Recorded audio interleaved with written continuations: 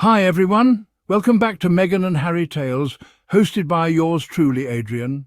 If you're new here, this is the place where we shine a light on the untold truth behind the headlines about the Duke and Duchess of Sussex. We tell the full story, unfiltered, thoughtful and supportive of a couple who walked away from royal privilege to live with integrity. Today's story is making the rounds and raising eyebrows. A charity co-founder has revealed that Prince William and Princess Kate once made a secret trip to a children's centre in India without any security. The story is being framed as brave, humble and even selfless. But what's really going on here? More importantly, what does this say about Prince Harry's ongoing, well-documented struggle with royal security and how the British media keeps twisting his concerns into a PR weapon? In today's episode, we'll unpack all of it. Let's dive deep into the timeline, motivations, double standards and media spin, and we'll explore why this secret trip story actually reinforces the very reasons Harry and Meghan had to leave. What really happened in India? According to recent reports, Prince William and Princess Kate visited the Salam Balak Trust Centre in New Delhi, India, back in 2016, a children's organisation located at the city's bustling railway station. This centre is known for providing shelter, food, education and emotional care to children who have suffered unimaginable trauma. Sanjoy Roy, the CEO-founder of the charity, shared details of the royal visit at a literary reception, saying that the couple came without any visible security. According to Roy, he urged the royal representatives not to come without protection. The neighbourhood wasn't safe. The centre had previously hosted other VIPs like former Prime Minister Tony Blair and his wife Cherie, and it had turned into a media circus. But William and Kate insisted. "We really want to," they allegedly said, and they came. That's the story being told, a tale of bravery, humility and commitment. But there's a deeper, more complicated truth that needs to be addressed here. William the brave, Harry the coward? Let's address the double standard head-on. Prince Harry has repeatedly explained that his concerns about royal security are not just about himself, they are about Meghan, about Archie, about Lilibet.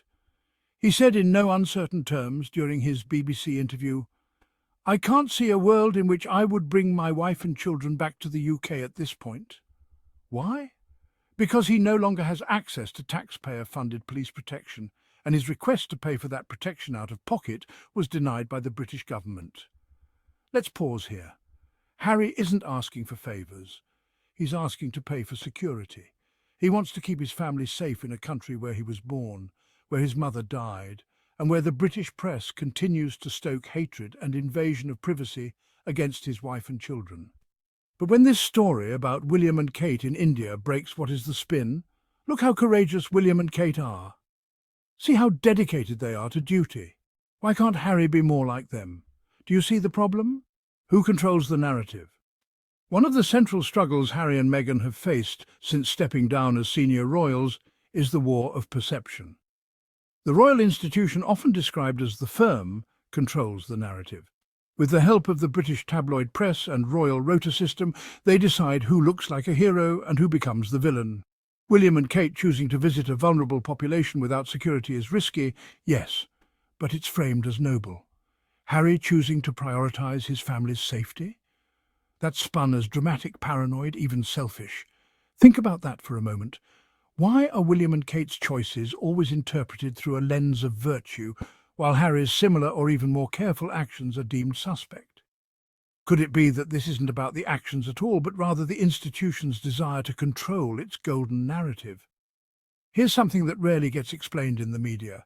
Royal security is not just a formality, it's a vital, often invisible layer of protection for people who are globally recognisable and constantly under threat.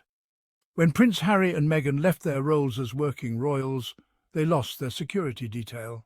This happened while they were in Canada, before the pandemic hit and before they had secured private funding or housing.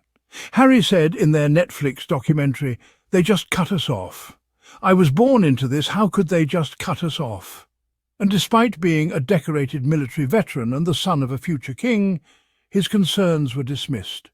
His appeals in court, through private channels, and in the press have been portrayed as complaints from a privileged prince. But are they?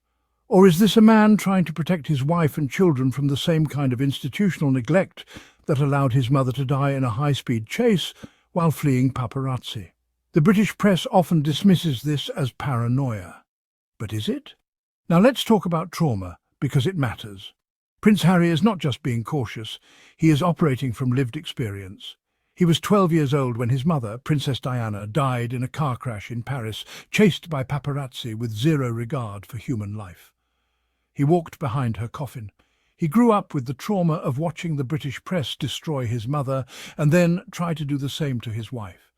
And then he watched the institution he was born into, the family he loved, refuse to protect them. How could anyone expect him to put Meghan and their children in the same position? This is not a failure on Harry's part. This is leadership. This is healing. This is what breaking the cycle looks like. Sanjoy Roy described William and Kate's visit as so wonderfully respectful. That's great. It's good that they were kind, that they listened, that they didn't turn it into a circus. But what about the long-term impact of that visit? What did the royal institution do after visiting those children? Did they follow up? Did the media highlight the need for policy change or protection for at-risk youth in India? Or was it a photo op? A PR moment? Compare that to Meghan and Harry's work with Archewell Foundation. They've launched initiatives supporting mental health, women's empowerment, vaccine equity, and youth education, not just in one moment, but with sustained commitment. When Meghan visited the Uvalde Victims Memorial in Texas, she didn't bring photographers. She didn't hold a press conference. She just came to grieve. That is also respectful. But was it framed that way? Of course not. The media often paints Harry and Meghan as abandoning duty for luxury, but that's false. Harry has always spoken about redefining service, not abandoning it. He served 2 tours in Afghanistan. He founded the Invictus Games. He continues to do charity work across the globe. He just wanted to protect his family while doing it. The story of William and Kate going to India without security doesn't prove that Harry is less royal. It proves that he had the courage to reject a system that prioritizes optics over people. The public reaction to this story has been telling. Some readers have praised William and Kate's bravery, while mocking Harry for being too sensitive. But sensitivity isn't weakness. Protecting your children isn't cowardice. And speaking out about injustice isn't betrayal. In fact, Harry and Meghan are showing the world that love, family and well-being are worth fighting for, even when it means walking away from power. So what have we learned? This story about William and Kate's secret, security-free trip to India was meant to send a message, but not the one you think. It's not a critique of Harry. It's a confirmation of everything he's said. That security matters. That the institution uses PR to pit brothers against each other. That silence is not always noble. That love and safety are radical acts of resistance in a system built on appearances. Harry didn't leave because he didn't want to serve. He left because he wanted to live. And that, dear listeners, is the real story. Thank you so much for joining me today. If this episode resonated with you, don't forget to like, subscribe, and share it with someone who's ready to see through the headlines. This is Meghan and Harry Tales, hosted by Adrian, where we don't just follow the royals, we follow the truth. Until next time, stay kind, stay curious, and always question the narrative.